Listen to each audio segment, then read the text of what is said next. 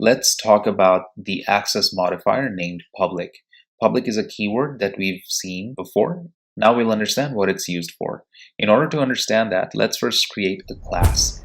We'll name the class mathUtils, and we'll have different methods inside the class mathUtils, and those methods will help us do mathematical operations. Great. So we created the mathUtils class in com.company package, and inside the mathUtils class, we'll not only have methods, but we'll also have some random attributes. Those attributes won't necessarily do anything. So let's just create one attribute named any variable. It's an integer type. Great, let's create our first method. Our first method would be add. It takes two parameters, x and y, and then returns the addition as a result. We'll then create the subtract method. We'll also create the multiply method. We'll also create the divide method. And let's say we also create the factorial method. Great. So these are all methods inside the mathUtils class, and any variable is an attribute for the mathUtils class. The first thing I would want to talk to you about is the lack of a constructor. We don't have a constructor here. All of these are methods. So even though we don't have a constructor here, Java would by default create a constructor with no attributes. And we'll see what that constructor looks like once we create an object from this class. But the second thing that I want to point out is that all these methods and this variable itself is defined as public. What does that mean? Let's create an object from this class and we'll understand better what public really means. So here we've created a new object from the mathUtils class. And this instance of the mathUtils class is named mu. Now let's see which methods we can use using this instance. So when we say mu dot, what pops up? We have any variable, we can access that variable. We have factorial method, we have the add, divide, multiply, and subtract method. So we can access all of these methods and we can use them in our main class. So let's use one of the methods. Let's say we want to use the factorial method and we want to find the factorial of 6. If we want to print that out, let's put that in the print statement and let's run the program. So we have a result of 720, which is correct. Great. So in this way, we can access all the other methods and also the variable named any variable. So whenever we use mu and then type dot, we can use any of the variables or any of the methods that are defined as public in the class.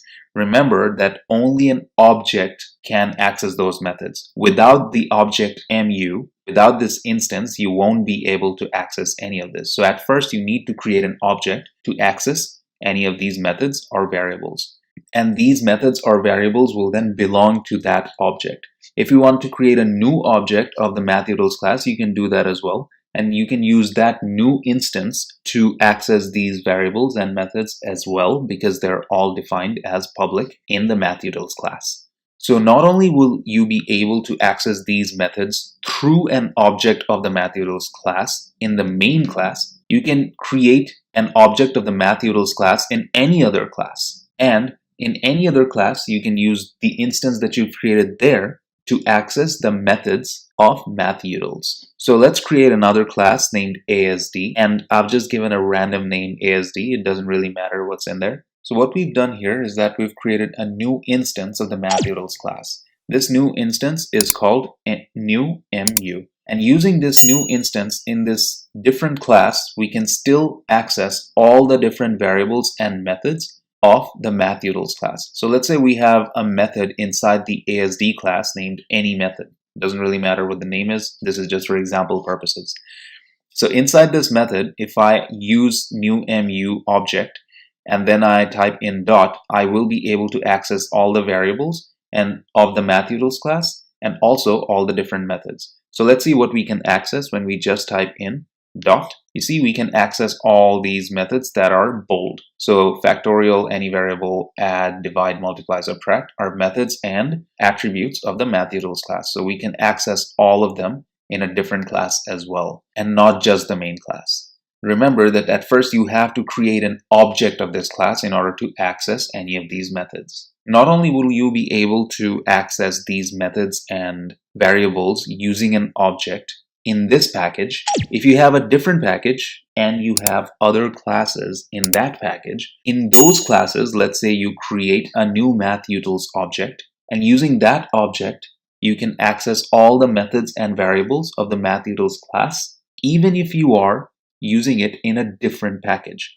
So public basically allows you access to methods or objects anywhere. Here we have defined all these methods as public, and we've defined this variable as public as well. So they will be accessible anywhere as long as you create an object of the mathutils class first.